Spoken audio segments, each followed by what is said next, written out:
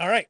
Cool. We're live. Hey, everybody. It is Thursday and it's 1 p.m. or just after 1 p.m. and we are live on the Q&A. Great to see everybody again today. Got a really cool guest, amazing guest today, actually. It's something that's a little near and dear to me, something I haven't really talked too much about, but some of the struggles I've gone through. But certainly, someone who really resonates with me because of on the mental health spectrum. I've got stuff on my shirt and I've just realized it's like a complete mess here. I'm a mess. So introducing the founder and CEO of Capillary Wave Community for Men. They provide men with resources, services, and support, helping them become healthier in mind, body, and spirit. Nelson Borges, how are you? I'm good. Justin, how are you, sir? Good. While I try to hide my stain on my shirt, I'm going to slide it behind the mic. Let's talk about men's health, men's mental health. It seems to be a thing that we are constantly saying to each other, well, we don't like to talk about it, so we should be talking about it more. This is a common theme that I hear all the time, but that's constant. Like it's never like in the forefront all the time, like it probably should be. So talk to me a little bit about how this capillary wave came about, and why. Yeah, at the tender age of 49, so back in 2022, driving home for Tino's on a random Sunday, I ended up having this massive panic attack while I was driving home. And it was the first time I'd experienced anything like that, anything remotely close to that. So I thought it was the heart attack and ended up going home, ended up calling an ambulance. Was in the hospital for about 8 hours. They ran a bunch of tests. Joe Brandt, the staff there, they were awesome. They were very accommodating to me. But through that whole process, I was getting panic attack after panic attack, and it was just yeah, it was just a really really bad day. And they cleared me after 8 hours, saying, "Hey Nelson, you're fine. Um, and we can send you home." And I said, "Well, I don't feel fine, you know." Mm, So that led to about, I don't know, the first month I was kind of bedridden, just daily anxiety attacks. It's kind of like the earthquake and then the aftershocks. mm, And about a total about 5 months I was off of work. I've talked about it so often that I've you almost kind of become desensitized in a way. Someone had mentioned, just last week they said, you're out for five. I said I was out for 5 months, but those 5 months felt like 500 years. yeah. Every day felt like a year, and it was just the constant thinking and ruminating. I'm not okay. This is not okay. There's something really wrong with me. Fast forward, I was recommended a book to read from a friend of mine from high school who I haven't seen since high school. And, shout out to Punky. And she said, "Hey, this is what happened to me. This thing happened to me. I read this book called From Panic to Power." And she recommended the book. So I wasn't a reader at the time, read the book, finished it in 2 days. And it really helped me because it was like I wrote the book. So Mm, that first connection with, okay, what I'm feeling, well, though it isn't normal, at least I could name it now. mhm, And that then started the day that I said, okay, I'm going to start my journey back to myself, because those 5 months, it was awful. I cried, I was angry, I was frustrated, and I would just cycle over and over again. So, um, let's say fast forward a year, as part of my journey, I was like doing journaling and walking, and I had a psychotherapist. And then I decided, my faith is a big part of my life. So I went to church. There was a small prayer group that met, and I went there, and it was great. We just sat around talking. mm, And I said, I wonder if guys want to sit around and talk about mental health. So, utilizing the Burlington Dads Facebook group, which is an amazing organization and group, mhm, we had five guys come out to our first meeting, five strangers. First 10 minutes were awkward for sure, but mhm. once we started talking, then you could see you could see your life in each one of those guys. And Right. so a connection started forming pretty early, and then word spread. Mm, And then one of the guys early on says that, he's been suffering depression his whole life, but never been to therapy, never could afford it. So I was like, okay, I see my purpose now. So I went about and started to learn about nonprofit and becoming a charity and that whole thing. And yeah, I said, I wonder what I kind of related to a race car goes into the pit stop. It's not just one person that changes, like, the gas and the oil and the tires and all that stuff. So I was like, what does a mental health pit stop crew look like for a guy? And then I went about and started, reaching out to different therapists and different organizations, and I built a pit stop crew. Nice. So we have a variety of therapists that offer a variety of modalities. We have employment services, we have a family law partner, we have business coaches, finance, like anything to do with that can affect mental health. We have a coach or a healthcare practitioner to help someone through it. So Got it. the big thing for me was, how do I make it free? And the model that I built was utilizing compassionate hours. So Right. our therapists offer compassionate hours, and luckily, I mean, 70% of our guys do have insurance in one form or another. Mhm. So yeah, here's a great group of therapists that these guys can utilize if they're insured. And if they're not, we do sliding scale, all these different options. So I just wanted to make every service and resource available to the guys that attended. And let's kind of like decompartmentalize these processes, because one of the things I was thinking while you were talking about it was you were driving somewhere and you just suddenly had this panic attack and you didn't know what it was. Was there some form of trauma that led to that, or was it just, boom, it just happened to you one day? And I'm only asking because I'm sure everybody's experiences are a little different from their first time, as it Okay. were. Some people did it, like you said, some people have had it since they were younger and had these things going on. Some people in their later years. 2 years ago, maybe 3 years ago, I had my gallbladder out. I went into an MRI machine for the first time ever in my life and came out of it like freaking out. And then from then on, rooms were closing in on me and windows were shrinking. And, those moments at night when you just can't sleep and you're just pacing the house because you don't know what else to do and how to get yourself to sleep, which I'm sure probably leads to things like self-medication and things like that. If you're a weaker mind and you want to just get to sleep. And so was there some sort of trauma for you, or was it one moment, or how did that kind of lead to what you did? Yeah, that's a great question. And if you had asked me, when it happened, at the time I said it came out of nowhere. Right. I have since learned that it's lifelong traumas, Mm-hmm. to one degree or another. Interesting. What's a trauma for me might not be a trauma for someone else. Right. So I relate it, we all wear invisible backpacks, Mm. and all the traumas we've had since our childhood, we just kind of put it in the back, we stuff it down. And for me, it got too heavy and it tipped me over when I was 49 driving home from the grocery store. Got it. So, which is part of the scary part where, it's easier, like, to say, hey, this is what triggered it. Maybe we can fix that. Mm. But when there's not a triggering effect, when it's just like a random, it's a lot, for me, it was a lot way more scarier than, I've had broken ribs, I've had broken fingers. I would take 1,000 of those over the panic attack and what I went through for that time.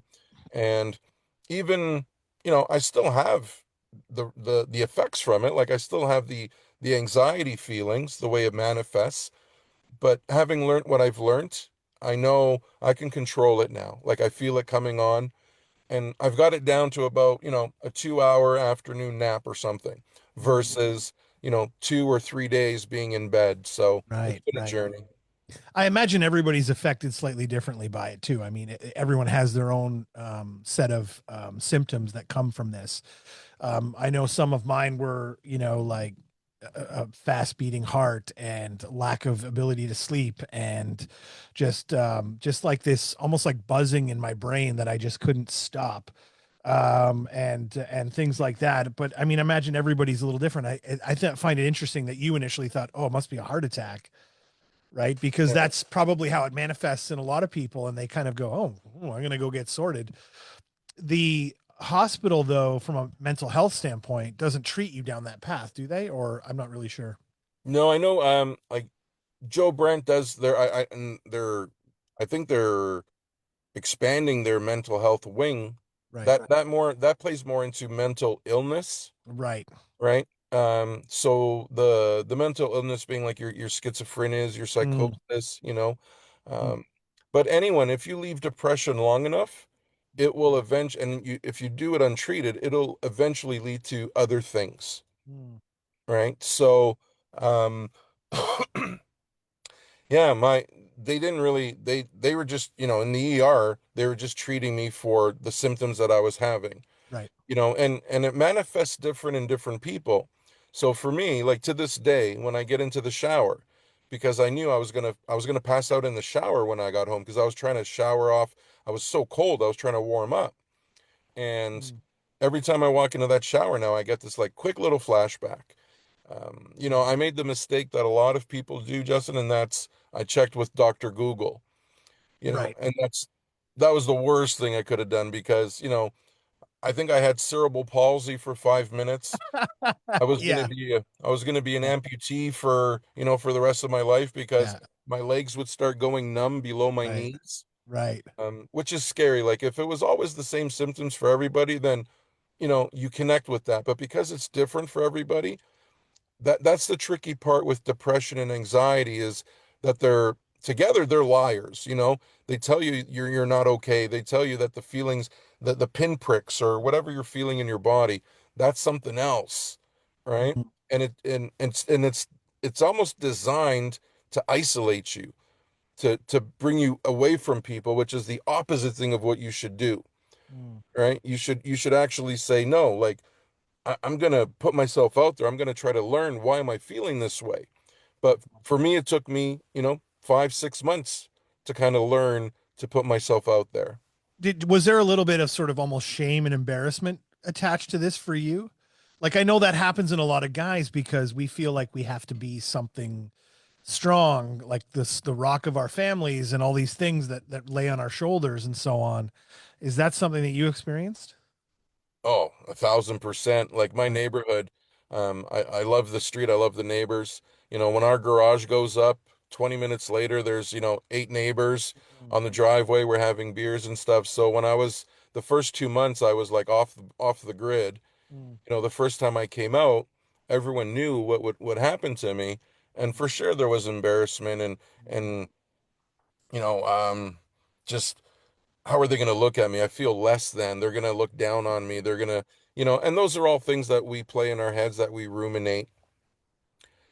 So absolutely, and those are very hard emotions for men in particular to deal with mm, because if you remember back to maybe high school or call it whatever, someone embarrassed you or you felt embarrassed, your reaction was usually one of anger, mm, and then with anger sometimes came violence, mhm. right? That you would fight it out with someone, when you had that kind of feeling. So, I'm not fighting anybody at the age of 50 or anything like that, um, but the fight is within, Yes. right? And that is 1,000 times hard, I mean, 1,000 times harder than externally. You know what I mean?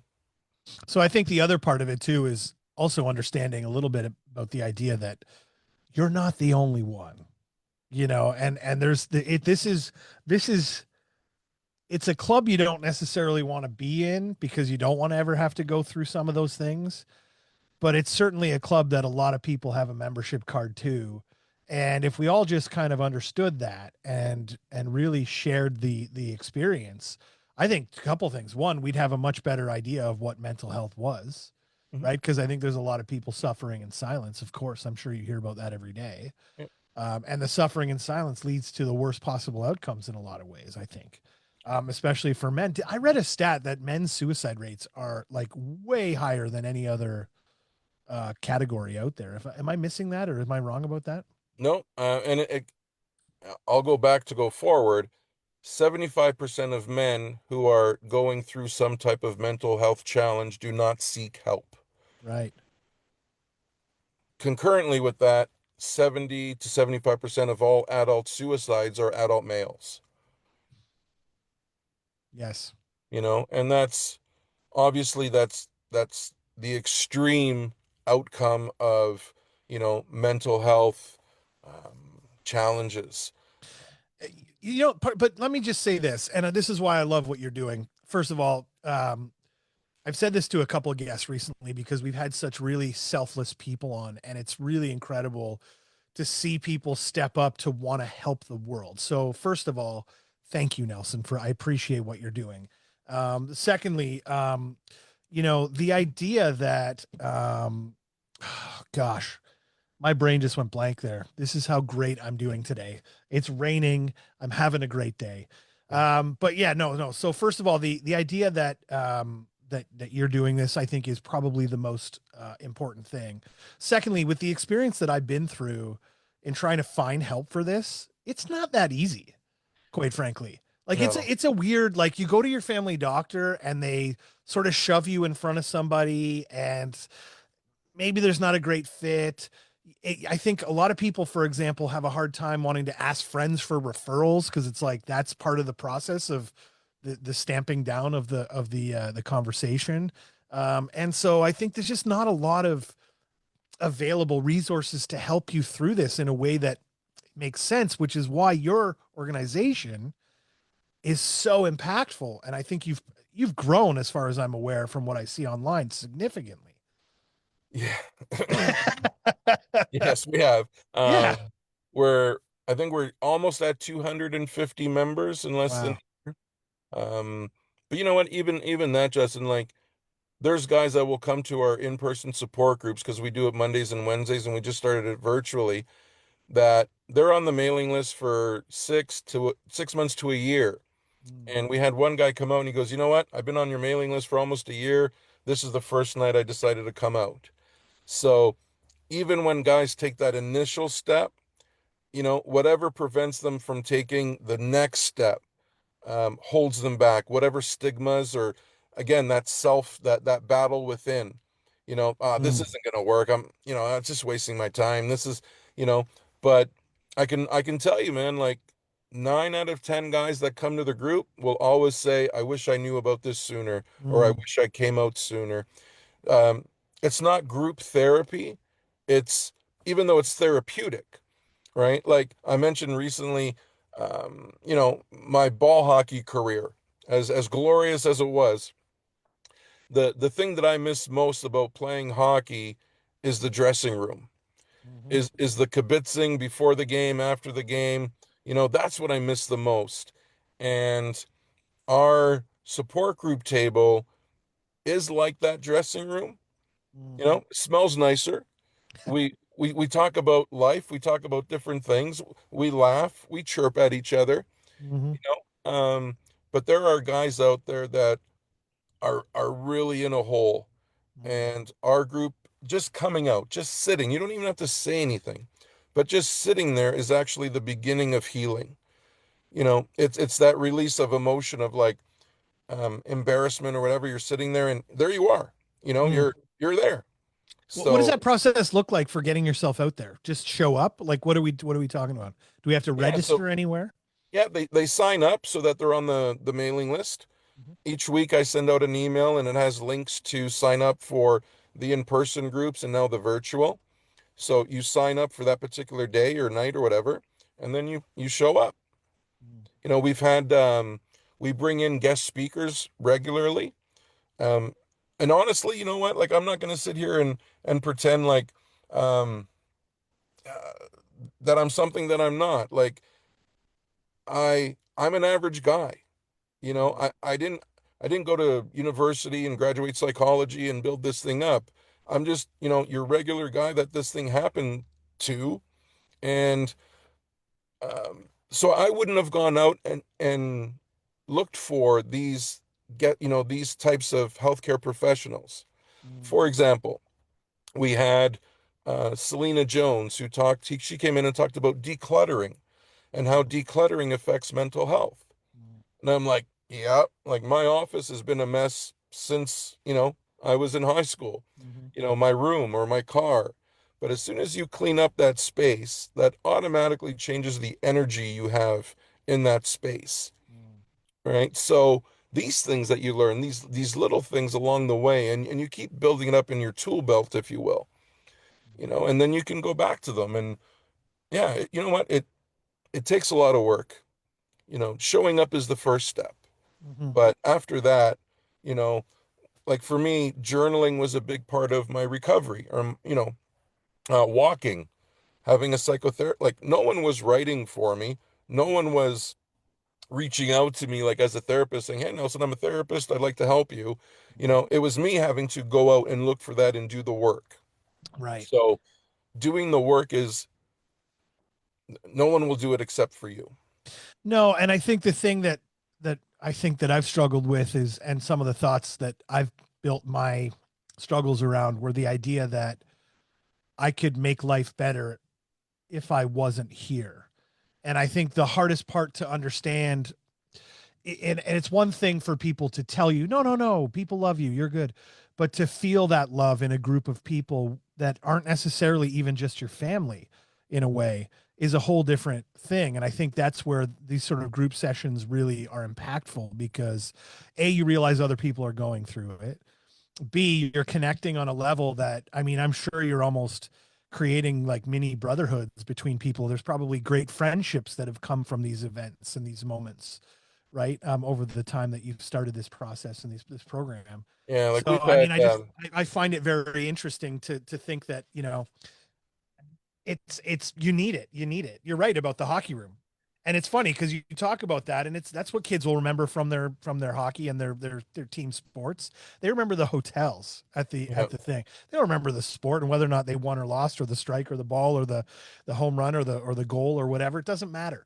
What they remember is those moments connecting with their buddies and having that great fun with their friends. You know. yeah. That So we've had some amazing success stories. Guys that, when they first came, you couldn't get 10 words out of them. They would just be like, crying like like highest level of emotion. And to see them now, like that for me is like, oh, that's the greatest feeling, when you see someone else struggle in their journey, and now they're doing so good. And but it's like maintenance too. Like because you've crossed over one mountain, right? There's other mountains that are going to be ahead. There's always the bills that are always going to come in. There's always the job security that people are going to worry about, right? But there are techniques you can learn that you don't hold all that weight inside, right? And what I talk about often is, if it's physical health, right? You can go stand on a scale. That scale is going to read that number, as big as it is, or whatever. But there's no such thing as a mental health scale, mm. right? So how much do you have that you're holding on to, right? Like that, from childhood, even from childhood. Oh, I'm sure that we hold on to stuff that we don't even know about, that we have no Exactly. clue is sitting back here waiting and ticking away for that thing to pop off, right? Yeah, like you may react to something mundane with, more emotion than I would. Mm, But that's because something along the way happened to you where it has this like scar tissue kind of thing where, yeah, you haven't dealt with it, so it becomes scar tissue. So when it's touched, it's very sensitive. mm, You know, um, I've learned a lot about emotional health. So if you think about holistic health, and for me, I go back to being the average guy of, I used to think holistic health was, someone waving around some sage and doing some chants or something, right? yeah. But now I know holistic health is, physical, spiritual, emotional, and mental. And if each one is like a tire on a car, and that particular tire is low, well, it's going to affect you, right? Mm, So each one absolutely serves its purpose. Like if you got into an accident and let's say you really hurt your leg, and there's a chance of, you might have to, become an amputee. Well, that's going to affect your mental health, mhm, right? mhm, So it's all so interconnected to think about, like for example, emotional health. Men, the most common emotion in men is anger, mhm, right? That's Men are really good to go to anger. Why? Because we've become so emotionally constipated Mm, that if something happens, that's how we like express ourselves is through anger. And there's ways of, we call it, there's catch and release. You learn these techniques of like, okay, something happens to me. I don't have to deal with it right away. I can take a breath. mm, I can come back in half an hour if it's at work, if it's at home, wherever it is. That there's ways that you can make better choices, mm, right? For your own mental health sake. mm, So if you say something to me right now that, oh my goodness, what's he, you know, instead of barking back, I'm gonna let that rest. I'm gonna say, hey, I got mad because he said this, and but you walk the process through it, and that could take like a minute, it can take 2 minutes, whatever it is, right? mm, mm, But yeah, the brain and body connection, it's not two separate things, mm. right? Mind, body, and soul are all interconnected, right? Way more than we ever thought before. It's very And interesting. And I think we also talk about the idea in general, like some of the thought theories behind you are, the sum of your five closest people around you all the time and things like that. And then when we go through these things, we tend to isolate ourselves. So now we have no one to lean on and to be a part of that group.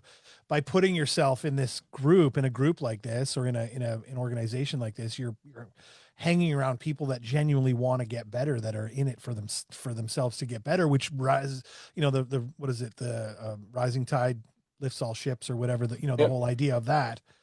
I actually love the idea of the mountain. I just want to bring this up because I said to someone one time in a very vulnerable moment, I feel like I'm walking up this mountain and I can see the peak, but I just don't know how to get there and if I'm ever going to get there. And this guy says to me, who I was with, Justin, the lie you're telling yourself is that there's actually a peak. mm, He goes, the mountain is always going to be there and you're always going to keep climbing because that's just the way life is. You'll reach the peak when you die. mm, But in the meantime, th- to connect back to what you were saying earlier, that bag that you're holding on your back, you can empty some of that now and oh let yeah, other people carry that load so that your trip up the mountain is going to be a little easier for yourself. Right. for And it was sure. probably the most profound thing that I'd ever heard because, we're always so focused on the goal, the goal, the goal. And I kept thinking the goal was there, but the goal's not really there. We just have to realize that, as we go through the next goal and the next thing, there's always more to go through.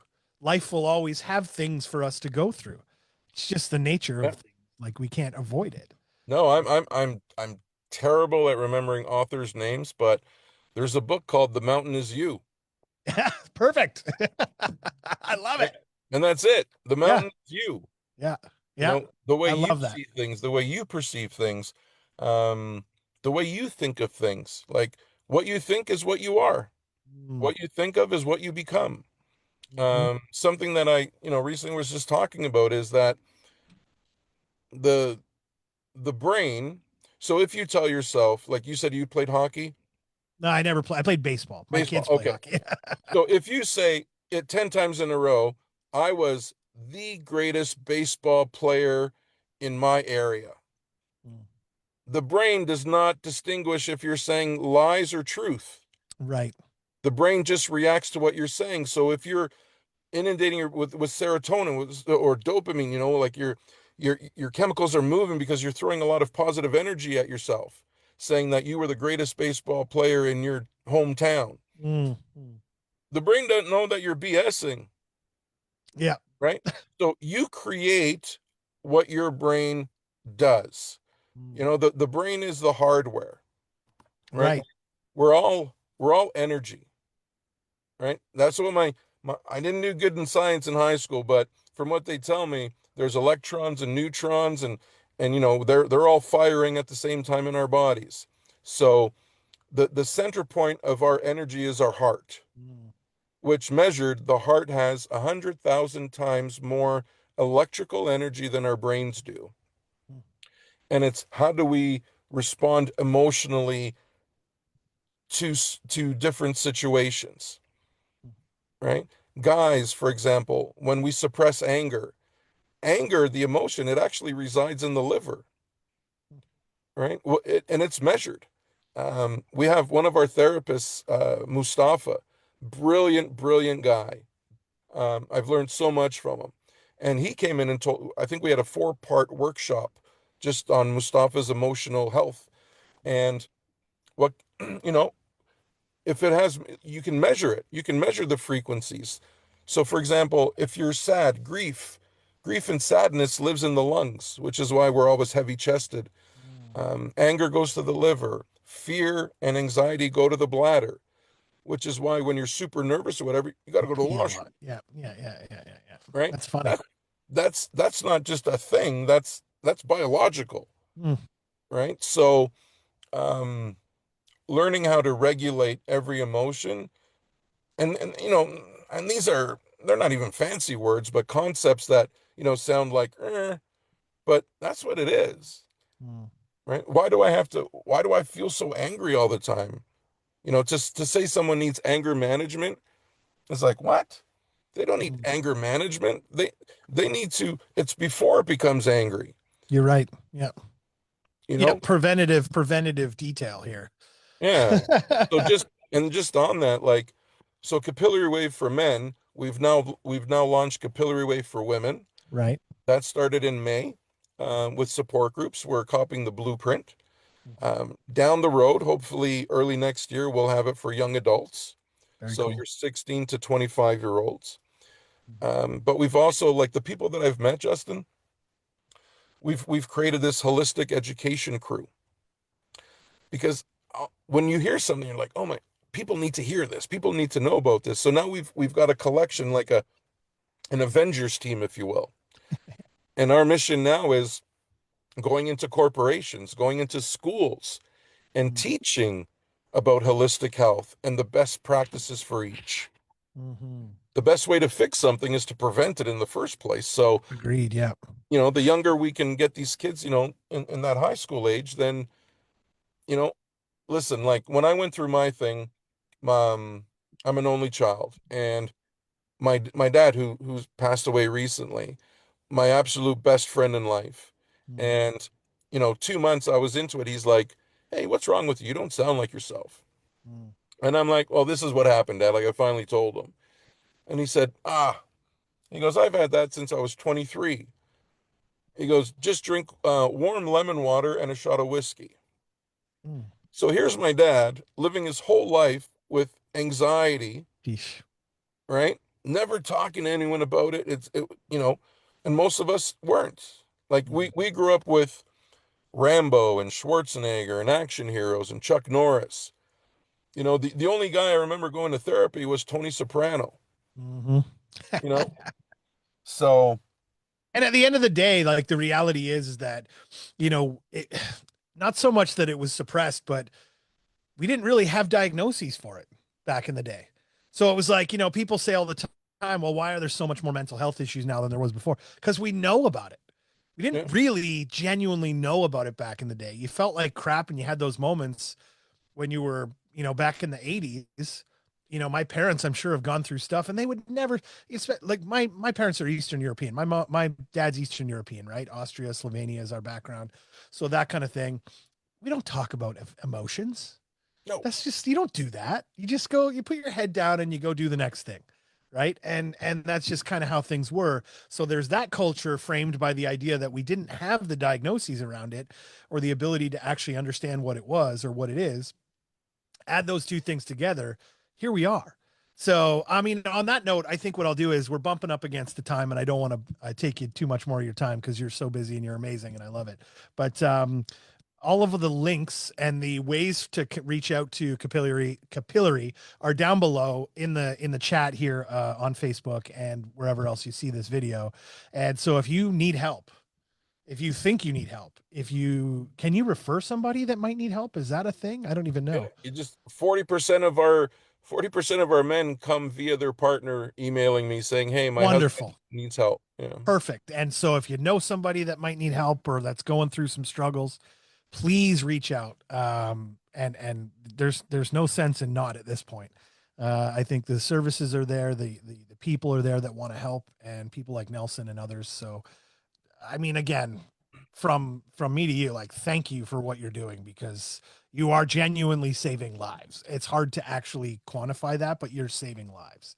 So I appreciate you. for sure. 100%. Thank you so much. I appreciate the kind words. All right, everyone. Thank you for watching. We'll talk to you next week. I hope you all have a good week. Talk to you soon.